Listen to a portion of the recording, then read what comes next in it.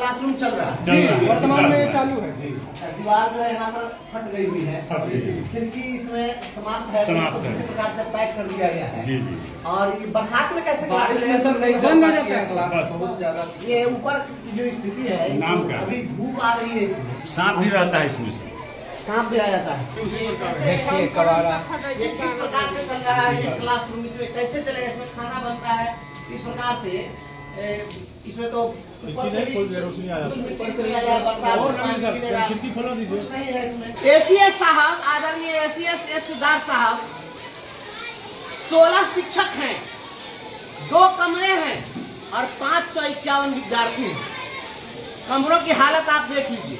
अब आप बताइए कि हम प्रतिदिन स्कूल घूम घूम करके आपको आईना दिखाएं, तब आप कहेंगे कि सरकार के खिलाफ बोलते हैं। ये सोखता है, देख लीजिए, सोखता है कि पानी फेंकता है कि क्या है ये। प्रतिदिन केवल डंडा से हाँकने से आप शिक्षा व्यवस्था आप चाह रहे चलाने के लिए, ये कैसे चलेगा? कोई तो जिम्मेवार हो इसके लिए। नमस्कार, आप देखना शुरू कर चुके हैं लाइव सिटीज को। मेरा नाम शेख है। बंसीधर ब्रिजवासी शिक्षक नेता से एमएलसी बने, अचानक स्कूल में धावा बोल देते हैं, अचानक स्कूल पहुंच जाते हैं और शिक्षा विभाग की पोल खोलने लगते हैं। स्कूल में व्यवस्था क्या है उसकी पोल खोल देते हैं। 2 कमरे हैं, वो उसका हाल दिखाते हैं, किस तरीके से जंजर है। इतना ही नहीं, बच्चे किस तरीके से बाहर में पढ़ रहे हैं, पेड़ के नीचे पढ़ना पड़ रहा है। 551 बच्चे हैं, 16 टीचर हैं और हाल बेहाल है। बंसीधर ब्रिजवासी शिक्षा विभाग के एसीएस सिद्धार्थ को चुनौती देते हैं और कहते हैं सिर्फ डंडा हाँकने से नहीं होगा, ये भी परिवर्तन कीजिए, परिवर्तन करके दिखाइए। तो क्या कुछ बंसीधर ब्रिजवासी स्कूल में पहुंचकर पोल खोल रहे हैं, पहले आप वो देखिए। इसी समय जुड़ सकता है कुछ के, जिसमें बच्चा कोई मरने का भी ज्यादा जो है संभावना है कि टीचर इसमें सड़ा हुआ है। इसमें क्लासरूम चल रहा है, वर्तमान में चालू है।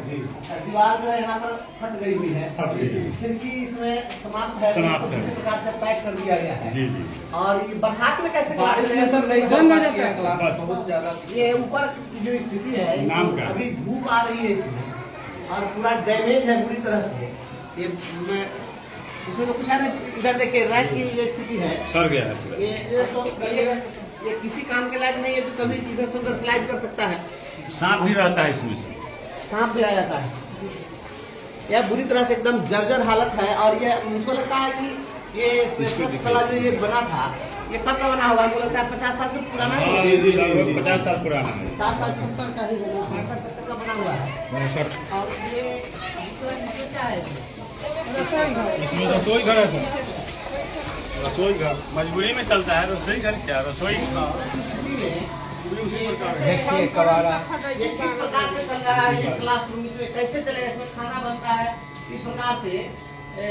इसमें तो ऊपर से भी रोशनी आ जाती है, बरसात में पानी गिरेगा, कुछ नहीं है इसमें। बहुत जर्जर हालत है भवन की। भवन को तोड़ करके यहाँ पर बिल्डिंग बननी चाहिए, क्लासरूम नहीं है। ये एस्बेस्टस वाला कितना कमरा है? इसमें 3 है, एक और है इधर।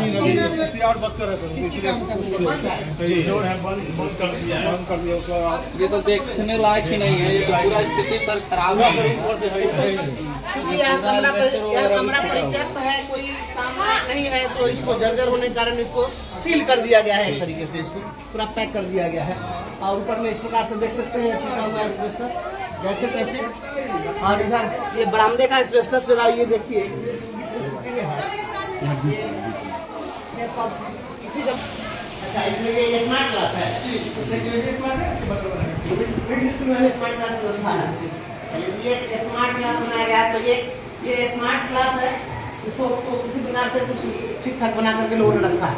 आगा खान समर्थन कार्यक्रम के अंतर्गत जो संस्था चलती है सर, उसी के माध्यम से इसे स्मार्ट बनाया गया है। वो ये एनजीओ के द्वारा, डिपार्टमेंटल नहीं है, डिपार्टमेंटल पीछे है। अच्छा, डिपार्टमेंट की ओर से भी स्मार्ट क्लास है। तो एक ये एनजीओ के माध्यम से ये स्मार्ट क्लास बनवाया गया है। नहीं सर, इसमें जो है लगभग 1 क्लास के बच्चे चलते हैं, तो वही क्लास हम लोग के पास अवेलेबल है, मात्र 2 है।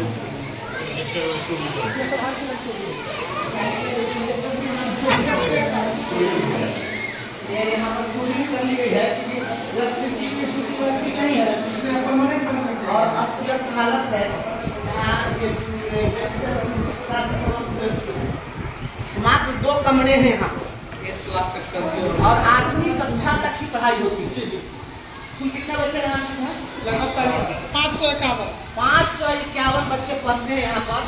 बच्चों की संख्या इतने शुभ अंकों में है कि 551 एक बहुत ही शुभ अंक है, लेकिन ये व्यवस्था के नाम पर क्या है, यहाँ पर मात्र 2 कमरे और कुल शिक्षकों की संख्या 16। एसीएस साहब, आदरणीय एसीएस एस सिद्धार्थ साहब, 16 शिक्षक हैं, 2 कमरे हैं और 551 विद्यार्थी हैं।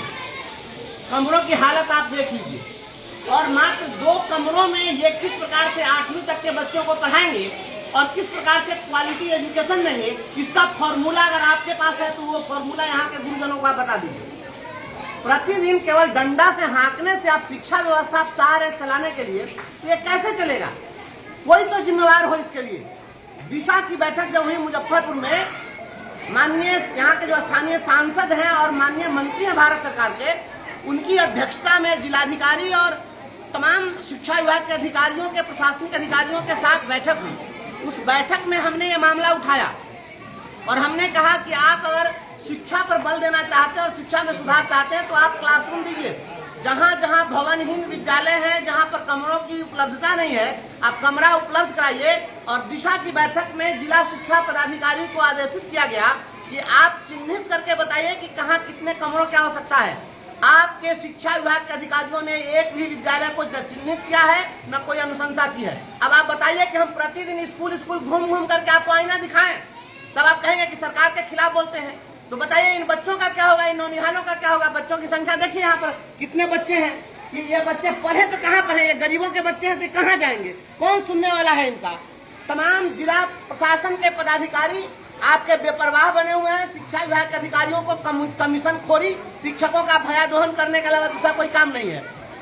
जिला के तमाम स्कूलों में जहाँ पर कमरे नहीं हैं, आप उसको उपलब्ध करवाइए।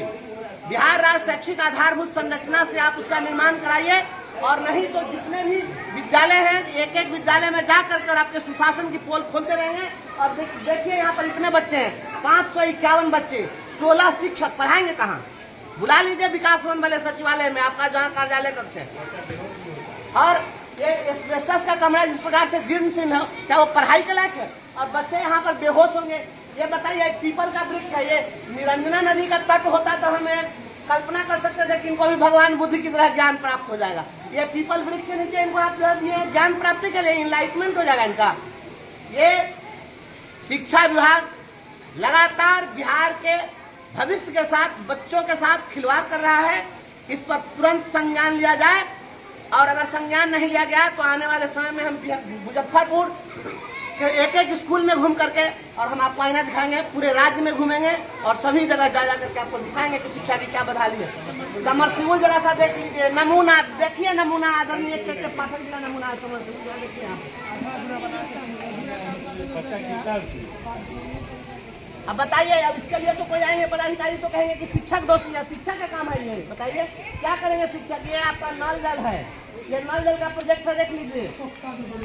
ये सोखता है, देख लीजिए, ये सोखता है कि पानी फेंकता है कि क्या है? ये देख लीजिए, ये सोखता है, उधर से पानी गिर रहा है। और ये समरसिबल बन, और ये वाटर स्टेशन का हाल है। वाटर स्टेशन जरा देखिए तो पहले ही टूट गया। ये वाटर स्टेशन का देख लीजिए, पूरा कबाड़ निकला हुआ है। और नल हम लोग फिर से लगाए हो, और ये नल भी बता रहे हैं कि ये फिर से ये लोग लगाए हैं नल। ये क्या व्यवस्था है?